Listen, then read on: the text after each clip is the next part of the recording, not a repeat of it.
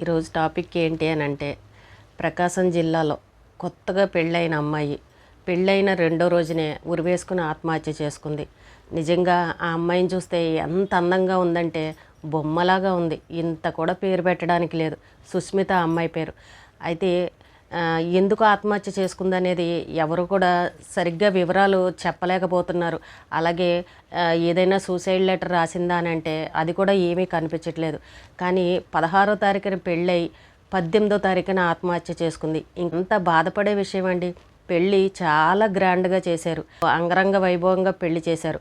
మళ్ళీ ఆ సంబంధం కూడా ఊళ్ళో సంబంధమే, ఎక్కడో దూరం కూడా కాదు. ఆ అమ్మాయి పోనీ ఈ ఊరు వదిలి తల్లిదండ్రులు వదిలి వెళ్ళిపోతుందేమో, కనిపించదేమో అని అనడానికి కూడా అదేమీ లేదు. ఊళ్ళోనే వెంకటేష్ అనే అబ్బాయికి ఇచ్చి పెద్దలు కుదిర్చిన సంబంధం చేశారు.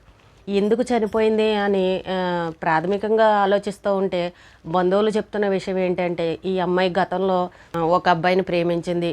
ఇంట్లో తల్లిదండ్రులు మందలించారు. ఆ తర్వాత ఇప్పుడు ఈ పెద్దలు కుదిర్చిన సంబంధానికి పెళ్లి చేశారు. ఈ పెళ్ళి అమ్మాయికి ఇష్టం లేదు, అందువల్లే ఇలా చేసిందని ఇంట్లో వాళ్ళ బంధువులు అయితే చెప్తా ఉన్నారు. తల్లిదండ్రులు ఎవరూ కూడా బయటకు వచ్చి మాట్లాడలేని పరిస్థితి. ఎలా మాట్లాడతారండి? నిన్న పెళ్ళయింది, తెల్లారి చనిపోయింది అమ్మాయి, ఇంకా అత్తగారింటికి కూడా వెళ్ళలేదు అని అంటే ఎంత బాధగా ఉంటారు అసలు వాళ్ళు చెప్పండి.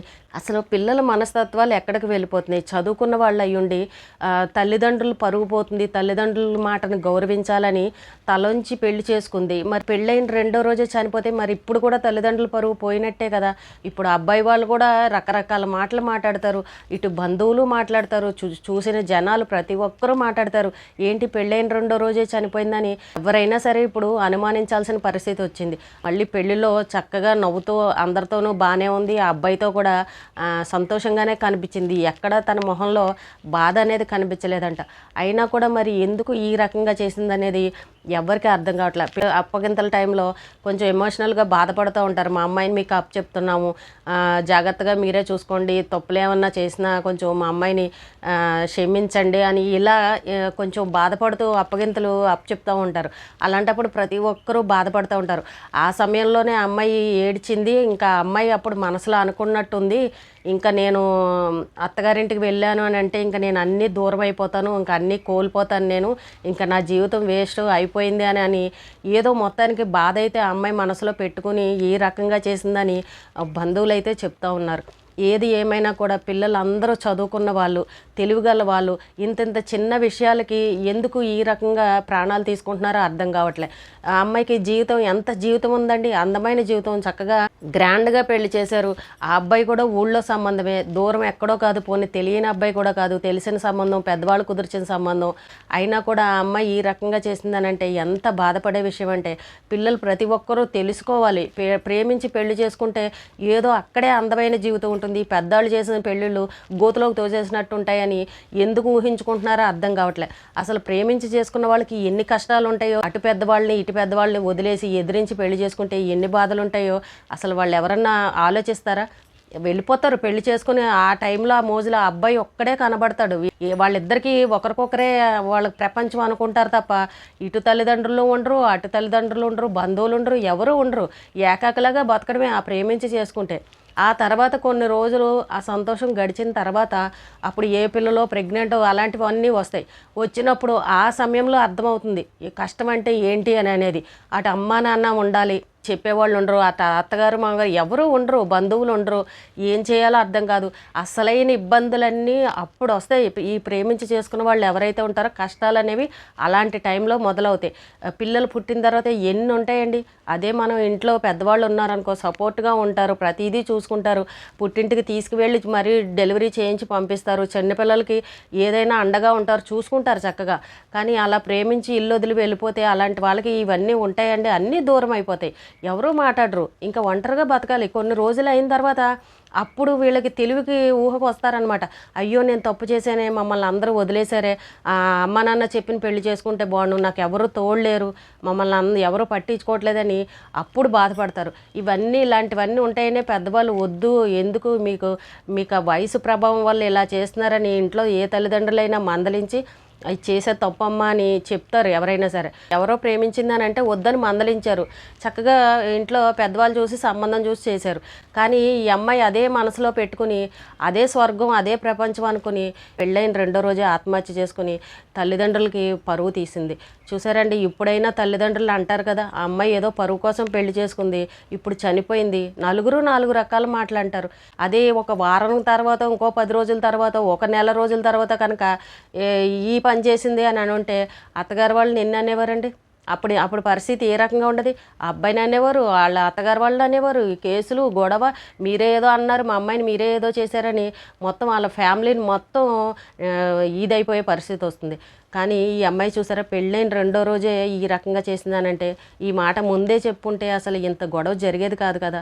ఇప్పుడు ఎవరో కూడా పాపం తల్లిదండ్రులు బయటకు వచ్చి మాట్లాడలేకపోతున్నారు. ఏం మాట్లాడతారండి? గ్రాండ్గా పెళ్లి చేసిన అమ్మాయి ఈ రకంగా చేసిందనంటే ఎందుకు చనిపోయిందని ఇప్పుడు ఎవరైనా ప్రశ్నిస్తే వాళ్ళు ఏమీ చెప్పలేని పరిస్థితి, ఎవరిని ఏమి అనలేని పరిస్థితి. బంధువులు కూడా ఈ గతంలో అమ్మాయి ప్రేమించింది, తల్లిదండ్రులు వద్దన్నారని ఇప్పుడు మనసులో అదే పెట్టుకుంది అని అటు ఇటుగా చెప్తున్నారు. ఎక్కడ కూడా అమ్మాయి లేఖలు రాయడం కానీ, ఎందుకు చనిపోతుందని కానీ కారణాలు కానీ ఇంకా ఏమీ తెలియట్లేదు అసలు. పిల్లలు తప్పు చేస్తే ఈ రోజుల్లో మందలించడానికి కూడా భయపడే పరిస్థితి వచ్చింది. తల్లిదండ్రులు జాగ్రత్తగా చూసుకోండి అని చెప్తాం కానీ వాళ్ళ మనస్తత్వాలు ఎలా ఉంటాయో అర్థం కాదు. మరి ఆ పెళ్ళిలో అంత నవ్వుతూ ఉంది, ఆ అబ్బాయితో చక్కగా ఉంది, అందరితోనూ హ్యాపీగా మాట్లాడుతూ ఉంది. మరి అలాంటి అమ్మాయి ఇలా చేస్తుందని అసలు ఎవరికైనా ఊహకు అందుతుందా చెప్పండి? కానీ ఎంత ఘోరమండి, ఎంత బాధ అండి అసలు అలాంటి వాళ్ళని కుటుంబాలను చూస్తుంటే. కానీ ఆడపిల్లలు ఈ రకంగా తయారయ్యారు. కొంతమంది అనే విషయం ఏంటంటే, ఎందుకు ఆ అమ్మాయికి ఇష్టమైనప్పుడు ఆ ప్రేమించిన వాడికి ఇచ్చి చెయ్యొచ్చు కదా, ఈ బాధ అంతా ఎందుకని కొంతమంది మాట్లాడే వాళ్ళు ఉన్నారు. ఎవరైనా ప్రేమించిన వాడికి ఇవ్వడానికి వాడికి వెనకాల తలా తోక ఉందో ఏముందో, వీళ్ళ స్థాయికి సరిపడవాడో కాదో, లేదంటే వీళ్ళ కులం కూడా కాదో, ఇవన్నీ కూడా తల్లిదండ్రులు చూసుకుంటారు. పిల్లలు ఏదో అట్రాక్షన్ తోటి, ఆ వయసు ప్రభావంతో ఇలాంటివన్నీ చేస్తారు, వాళ్ళు తెలియక చేస్తారన్న ఆలోచనతో తల్లిదండ్రులు చాలామంది ఇలాంటి వాటికి ఒప్పుకోరు. అన్నీ బాగుంటేనే చేస్తామంటారు అని వీళ్ళు ఒప్పుకోపోయేసరికి పిల్లలు ఈ రకంగా చేస్తున్నారు. అక్కడే స్వర్గం ఉంది, అదే ప్రపంచం, ఇక్కడ ఉంటే ఏమీ బాగోదు అని అన్నట్టు ఇలా ఈ రకంగా ప్రాణాలు తీసుకుంటూ ఉన్నారు. చదువుకున్నారు కదా పిల్లలు, కొంచెమైనా ఆలోచన ఉండాలి కదా. మనం చేసే తప్పు, నేను ఈ పని చేస్తే అమ్మ నాన్న ఎంత బాధపడతారు, ఆ చేసుకున్న అబ్బాయి ఎంత బాధపడతాడు అన్న ఆలోచన ఆ క్షణంలో అమ్మాయికి ఎందుకు అనిపించలేదు? ఆ అబ్బాయి పరిస్థితి ఏంటండి ఇప్పుడు? అంటే పిల్లలు ఈ రకంగా అయిపోయారు. ఎవరు కూడా పెద్దవాళ్ళు ఒక మాట అనడానికి లేదు. నువ్వు చేసే తప్పమ్మా, ఇది కరెక్ట్ కాదు, ఈ పని చేయొద్దు అని మన సొంత పిల్లల్ని మనం కూడా భయపెట్టి బెదిరించుకునే పరిస్థితి కూడా లేదు, నచ్చ చెప్పే పరిస్థితి కూడా లేదు ఈ రోజుల్లో. అంత గ్రాండ్గా డబ్బు ఖర్చు పెట్టి పెళ్లి చేశారు, తెల్లారే ఇది జరిగింది అని అంటే వాళ్ళకి అసలు ఎంత బాధ అండి. ఓ పక్కన కూతురు చనిపోవడం, ఓ పక్క అత్తగారింటి వాళ్ళు నిలబెట్టి అడుగుతారు, ఓ పక్క ఇన్ని లక్షలు డబ్బు ఖర్చు పెట్టారు. చూసారా, చుట్టూ తల్లిదండ్రుల చుట్టూ ఎన్ని అగాధాలు వచ్చేసాయో ఒక్కసారి ఈ అమ్మాయి చేసిన పనికి తల ఎత్తుకోలేని పరిస్థితి అయిపోయింది. కారణం ఏంటి అని కూడా చెప్పలేని పరిస్థితి అయిపోయింది. ఎవరు కూడా అలాంటి పిచ్చి పనులు చేయకండి అమ్మ. తల్లిదండ్రుల పరువు నిలబెట్టాలి అని అనుకునే వాళ్ళు ఎవరూ కూడా ఇలాంటి పని చెయ్యరు. పెళ్ళైన వెంటనే ఇలాంటి పనులు చేస్తే ఇంతమందికి సమాధానం ఎలా చెప్పగలరు? చనిపోవడం నిమిషం పని, కానీ ఎంత జీవితం ఉంది, తర్వాత ఎంత భవిష్యత్తు ఉంది మీకు. బతికుండి సాధించాలి కానీ ఏదైనా చనిపోయి సాధిస్తారా? మీకు అక్కడికంటే ఇక్కడ అందమైన లైఫ్ ఉందేమో, ఎందుకు అలాగా కంగారు పడిపోతారు? ఏది కూడా మనం అనుభవించకుండానే ముందే ఎందుకు డిసైడ్ అయిపోతారు? నా జీవితం ఇక్కడ బాగోదు, అమ్మా నాన్న చేసిన పెళ్ళి బాగోదు అని ఎందుకు డిసైడ్ అయిపోతారు? అబ్బాయి కంటే ఈ చేసుకున్న అతను చాలా బాగా చూసుకుంటాడేమో. మీరు లేని దానికోసం ఎందుకు ఆరాటపడిపోతున్నారు? ఆ ప్రేమ, ఆ వ్యామోహం, ఆ అట్రాక్షన్, వీటికే ఆకర్షణ పడిపోతున్నారు తప్ప చేసుకున్న భర్త ప్రేమగా చూసే భర్తలు లేరా? ఎందుకు మీరు అంత ఆవేశపడుతున్నారు? పిల్లలు ఎందుకు ఒక్క క్షణం ఎందుకు ఆలోచించలేకపోతున్నారు? చదువుకున్న వాళ్ళే కదా ప్రతి ఒక్కళ్ళు. తల్లిదండ్రులను ఎందుకు ఈ రకంగా బాధ పెడుతున్నారు? ప్రేమలు అని జీవితాలని నాశనం చేసేసుకుంటున్నారు. ఎంతో భవిష్యత్తు ఉన్న జీవితాన్ని ఒక్క నిమిషంలో పోగొట్టేసుకుంటున్నారు. పెద్దవాళ్ళు చేసిన పెళ్లిలో ప్రేమలు ఉండవా? భర్తలు బాగా చూసుకునే భర్తలు లేరా? చదువుకున్న పిల్లలు అయ్యుండి ఈ రకంగా ఎందుకు ప్రవర్తిస్తున్నారో అర్థం కావట్లేదు. ఒక్క నిమిషం ఆలోచించండి, మీరు చనిపోయే ముందు నేను ఎందుకు చనిపోవాలి, నాకు ఇప్పుడు ఏం తక్కువైంది, నా తల్లిదండ్రులు ఏం తక్కువ చేశారు నాకు, నేను చేసుకునే అబ్బాయితో ఎందుకు నా జీవితం హ్యాపీగా ఉండదు? ఇంకా చూడలేదు కదా అమ్మాయి, ఇంకా అత్తగారింట్లో అడుగే పెట్టలేదు, ఆ భర్తతో ఇంకా కలిసి ఉన్నది కూడా లేదు. అప్పుడే నా జీవితం అయిపోయింది అని ఎలా డిసైడ్ అయిపోయింది ఆ అమ్మాయి? ఇలాంటి పిచ్చి పనులు ఎవ్వరూ చేయకండి, ఇలాంటి నిర్ణయాలు ఎవ్వరూ తీసుకోకండి. ఇప్పుడు తల్లిదండ్రులకి ఎంత నరకం, తల్లిదండ్రులకి అసలు తల్లిదండ్రులు ఏం సమాధానం చెప్తారు ఇప్పుడు ఆ అబ్బాయి వాళ్ళకి? మీ అమ్మాయి ఎందుకు ఇలా చేసింది, మీరు ఎందుకు మమ్మల్ని మోసం చేశారు అని ఇప్పుడు వాళ్ళు అడుగుతారు ఖచ్చితంగా. మీ అమ్మాయికి ఇష్టం లేని పెళ్ళి ఎందుకు చేశారు, మీ అమ్మాయికి ఇలాంటివి ఉన్నప్పుడు మాకు ముందే ఎందుకు చెప్పలేదు, బలవంతంగా ఎందుకు చేశారు, ఇలాంటి ప్రశ్నలన్నీ వస్తాయి ఇప్పుడు. తల్లిదండ్రులు సమాధానం చెప్పగలరా? ధైర్యంగా బతుకుండి సాధించుకోవాలి, అంతేగాని ఇలాంటి పిచ్చి పనులు చేసి జీవితాన్ని ఎప్పుడు వేస్ట్ చేసుకోకూడదు. తల్లిదండ్రులను అస్సలు బాధ పెట్టకూడదు. ఇప్పుడు వాళ్ళ బాధ ఎవరన్నా తీర్చగలరా? జీవితకాలం నరకం పాపం ఆ తల్లిదండ్రులకి. ఏంటో ఈ ప్రేమలని, ఆ ప్రేమ పెళ్ళి అవ్వలేదు అని అంటే ఇంకా వాడితో పెళ్ళి అవ్వలేదంటే ఏదో ఒకటి చేసుకుని చనిపోవడం. మరి వీళ్ళు కన్నవాళ్ళు ఎన్ని సంవత్సరాలు పెంచిన వాళ్ళు, మరి వీళ్ళ పరిస్థితి ఏంటి? వీళ్ళ ప్రేమ ఎక్కడ పోతుంది? నిన్న కాక మొన్న పరిచయమైన వాడి కోసం ఇంత తహతహలాడిపోయి ప్రాణాలు తీసేసుకుంటున్నారు. మరి ఇన్ని రోజులు కని మిమ్మల్ని 20 ఏళ్ళు పెంచి చదివించి మీకు ఆ గోరుముద్దలు తినిపించి మరి ఇన్ని చేసిన తల్లిదండ్రులు, మరి వీళ్ళ ప్రేమ ఎక్కడ పోయింది? అంటే మీకు వీళ్ళకంట వాడే ఎక్కువని అన్నట్టు. అందుకే ఈ ప్రేమ పెళ్ళిళ్ళ జోలికి వెళ్ళకండి అమ్మా అని చెప్తున్నా సరే, మొన్న కూడా చెప్పుకుంటా ఉన్నా, ఆ అమ్మాయి ప్రేమ పెళ్ళని చేసుకుని రోడ్డు మీద పడింది ఆ అమ్మాయి జీవితం.